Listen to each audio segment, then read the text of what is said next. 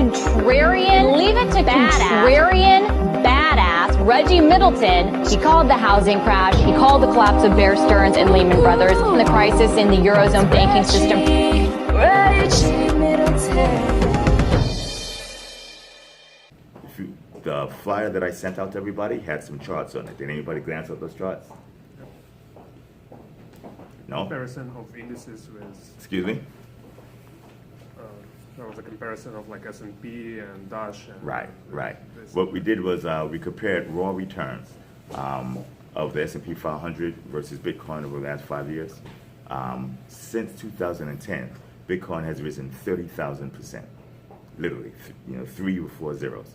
This is compared to roughly 600 with the S&P. And realize this is not really a fair comparison. The S&P was at a low with the second largest market crash in the history of this country. So this was coming from, a deep trough, and this still trumps the S&P by a significant amount. Now, you hear a lot of professionals and experts, or so-called experts, and I read this a lot, don't invest in Bitcoin. Bitcoin is risky, it's volatile. But if you're in the markets, okay, if you're an investor versus a trader, it's a two-sided equation. You never look at it opportunely and say, this is volatile, so it's too risky for me. Most people want a risk-adjusted return. So by definition, risk is what?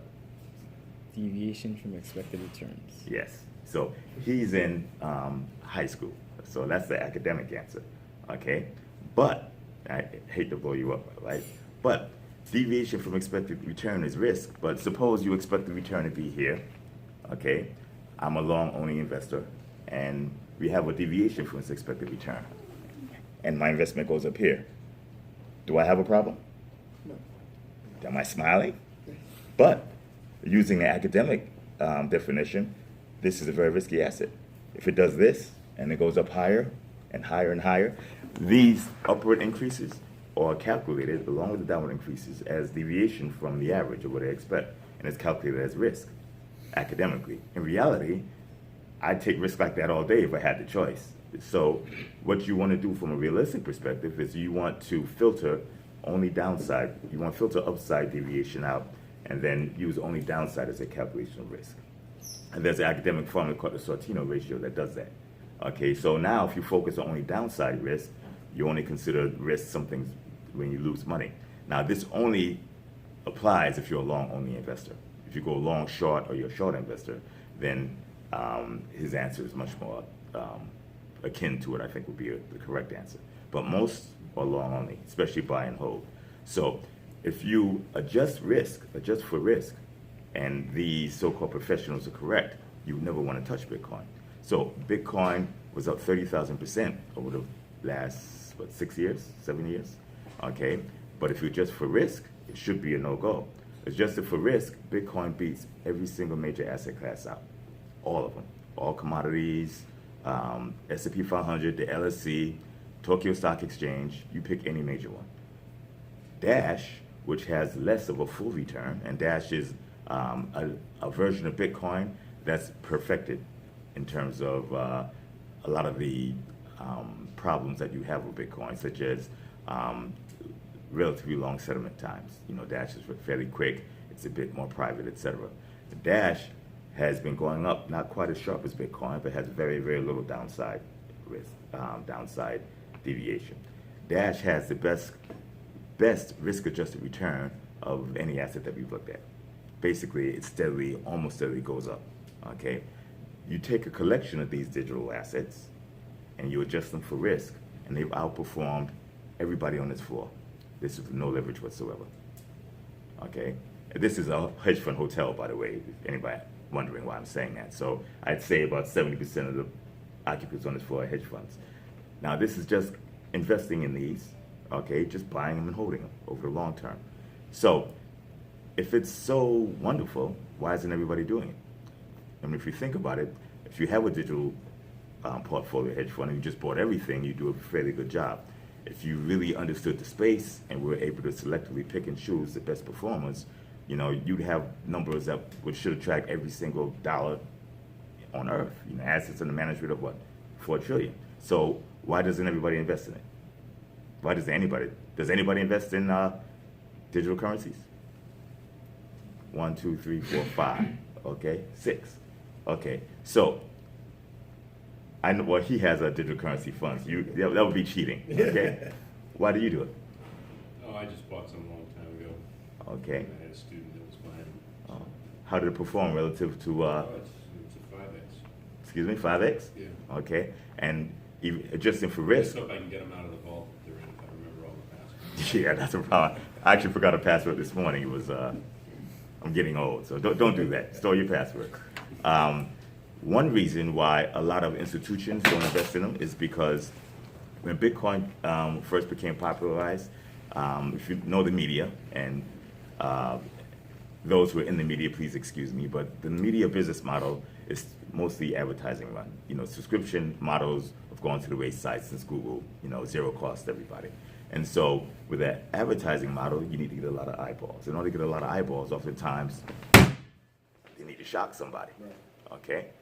One way to do it is to say, hey, this new digital money is for child porn, vendors or murderers or et cetera. And yes, they did use Bitcoin for that.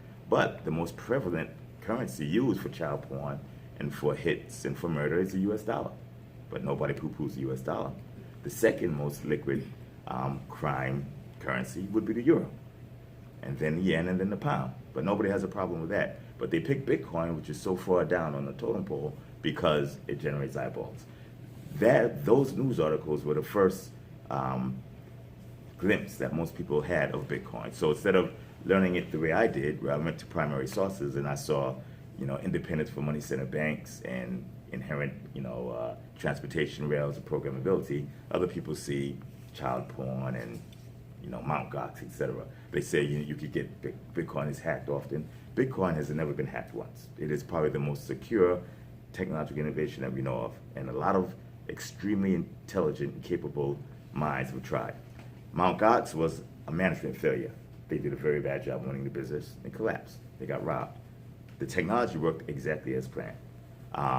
Another big instance last year was the DAO, where a German software developer decided to make a proof of concept to make an automated hedge fund that ran. It was a smart contract. It accepted Ether capital from investors, and it allowed these investors to vote on what new digital company they would invest in. They didn't anticipate, it was a proof of concept. I don't know them personally, but I'm assuming they said it's a proof of concept. We probably get maybe $5,000, $10,000 worth. Does anybody know how much they drew after a month? 150 million. 150 million. Okay, 65 million in terms last year, but Ether has quintupled since then, so it's probably even more than 155 million. This is within a couple of weeks. So that's called a honeypot. When you put a lot of something with a lot of value in. If you know Willie Horton, everybody asks Willie Horton why he robbed banks, and he would say, that's where the money is. So someone put a lot of money in there, and someone came to take it. But it was called a hack and a theft. And from my perspective, and I'm not a lawyer, it wasn't a hack. The contract is a smart contract. They have code. You read the code to see what it says. Most of the people who put their money in never read the code. So there was a way to get the money out, a recursive bug really in the code that allows you to get the money out. Some guy read it, took the money out. They called him a hacker. I would call him an astute person that reads contracts. And those who put the money in and didn't read the contracts, well, caveat emptor. So that got a lot of negative publicity, but again, the facts weren't construed. A lot of people were emotional. If I put my money in, I probably would have wanted to get it back out, but deep down, I would have said I was probably idiotic for not reading the contract. So what the purveyors of this platform did was they changed the code on the platform to roll back time, right? And to before the third party took the money out, and they basically muddied the code. I don't agree with this because the biggest attribute of blockchains and smart contracts is that they're unhackable, at least that we know. What they did was they did an inside hack, potentially for altruistic reasons, but I believe they weakened the platform. But of course, the world has short memory. That was last year. Everybody's back on Ethereum. I'm on there now. So, and there's a lot of reasons to be on it. So just going through a quick history. So now we get through return, okay, get to investments. before I go on, does anybody have any questions about what I discussed thus far? Okay, so these tokens, yes. You just mentioned about Bitcoin's not hackable. Mm-hmm. And that's what everybody. Well, everything is hackable. To date, it hasn't been hacked. Okay, everything's hackable. Excellent. Okay, J.P. Morgan probably gets about 30 hacks per day. You know, over 150,000 hack attempts. Bitcoin hasn't been hacked once, 7 years since inception. Okay, but if you can build it, you can break it down. So I'm not gonna say it's unhackable, but up until now, it hasn't been done. It's obviously not easy. And right now, there's a $30 billion honeypot waiting for someone who could do it. You know, that's technologically. In reality, it wouldn't work that way because if you did hack Bitcoin, it would drop the value of Bitcoin. So whoever hacked it would basically destroy whatever honey he's taking out of his own pot. So that goes to as a strategic disincentive to hack Bitcoin. So moving forward, so we went through risk adjusted. We went through what tokens are. You went through risk adjusted value of tokens. Now, tokens come from somewhere. Okay, the entities that issue tokens also have significant value.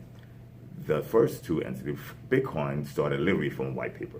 There is no entity. Bitcoin is, you know, the anarchist nirvana because white paper code value, and that's essentially how it works. There is a small group in charge of shepherding the Bitcoin code, and there are a lot of volunteers that submit to GitHub, but there is no real governing body. Because of that, you have interactive politics. You know, this group stands again if you do X, that group stands again if you do Y, and it's slowing the development of Bitcoin. But, you know, interesting. Then you have Ethereum, which is the second largest, okay, out of many, and that doesn't mean it's the second best, it's just second largest. Ethereum was founded by those who were Bitcoin enthusiasts, but didn't believe that Bitcoin was moving fast enough. They basically forked Bitcoin. They didn't even fork it. They started from scratch. They did a crowdfunding. They raised $18 million in Bitcoin. Didn't get to keep all of it because Bitcoin crashed shortly thereafter. I think they got chopped in half. But they hired developers from around the world, opened a foundation in Zug, Switzerland, and created a structure where a not-for-profit was in charge of developing the Ethereum platform and the technology. And then they spun off or created for-profit entities that consulted. Okay, and that's Consensus in Brooklyn, led by Joe Lubin. These guys are very smart, both on the business side and on the technological side. You know, this is no small feat. And valuing this is very, very difficult.